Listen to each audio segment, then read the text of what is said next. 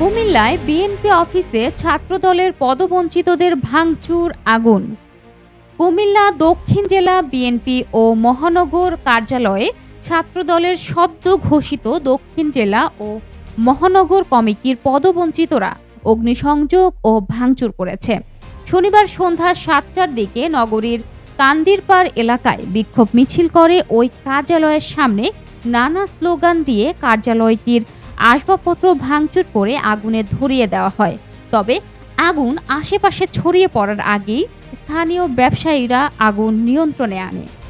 আগুনে কার্যালয়টির ভেতরে কিছু আসবাবপত্র পুড়ে যায়। বিএনপির কার্যালয়ের আশেপাশের ব্যবসায়ীরা জানান, কুমিল্লা দক্ষিণ জেলা ও মহানগর ছাত্র দলের ব্যানারে শনিবার সন্ধ্যায় বিক্ষোভকারীরা কান্দিরপাড় মিছিল বের করে। এ সময় বেশ কয়েকটি ককটেলের বিস্ফোরণ ঘটে। কার্যালয়টির ভেতরে আসবাবপত্র ভাঙচুর করার পর আগুন দিয়ে বিক্ষোভকারীরা অবৈধ কমিটি মানি না, মানব না, জালো রে জালো, আগুন জ্বালো, action to action, direct action slogan দিতে থাকে। কিছু সময় তারা বিএনপি কার্যালয়ের সামনে স্লোগান দিয়ে ফেরার পথে আবারও বিক্ষোভ প্রদর্শন করে। বিক্ষোভে অংশ নেওয়া কয়েকজন জানান, বিগত ১৭ বছরে যারা আওয়ামী লীগ দ্বারা নির্যাতিত ও হামলা মামলার শিকার হয়েছে তাদেরকে বাদ দিয়ে যে কমিটি গঠন হয়েছে তা আমরা মানি না। ছাত্রদের নেতারা বলেন, দীর্ঘ ৭ বছর পর গত বৃহস্পতিবার কুমিল্লার দক্ষিণ জেলা ও মহানগর ছাত্র দলের আংশিক কমিটি ঘোষণা করা হয়। কমিটিতে কাজী জোবায়ের আলম জিলানীকে সভাপতি ও এমদাদুল হক ধীমানকে সাধারণ সম্পাদক করে দক্ষিণ জেলা ছাত্রদল এবং নাদিহ রানাকে সভাপতি ও ফায়াজ রাশিদ প্রিভুকে সাধারণ সম্পাদক করে মহানগর ছাত্রদলের আংশিক ওই দুটি কমিটি করা হয়।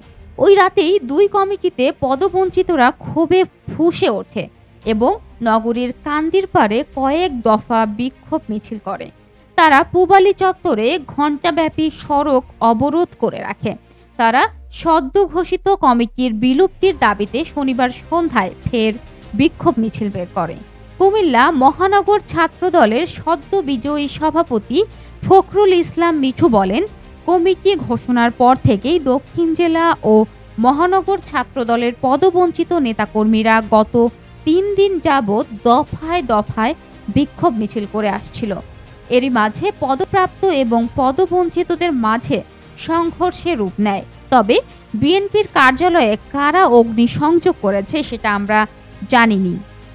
কুমিল্লা মহানগর বিএনপির সাধারণ সম্পাদক ইউসুফ মোল্লা টিপু বলেন, কার্যালয়টি দীর্ঘদিন ধরে পরিত্যক্ত ছিল। সম্প্রতি আমরা এই অফিস সংস্কারের উদ্যোগ নিয়েছিলাম। ভেতরে কারা আগুন দিয়েছে তা নিশ্চিত হতে পারিনি। কোতোয়ালি মডেল থানার ভারপ্রাপ্ত কর্মকর্তা ওসি মহিনুল ইসলাম বলেন, বিএনপির কার্যালয়ের সামনে ককটেল বিস্ফোরণ এবং কার্যালয়ের অগ্নিসংযোগের বিষয়টি তাদের অভ্যন্তরীণ বিষয়। তারপরও বিষয়টি আমরা তদন্ত করে দেখছি। সেখানে অতিরিক্ত পুলিশ মোতায়েন রয়েছে।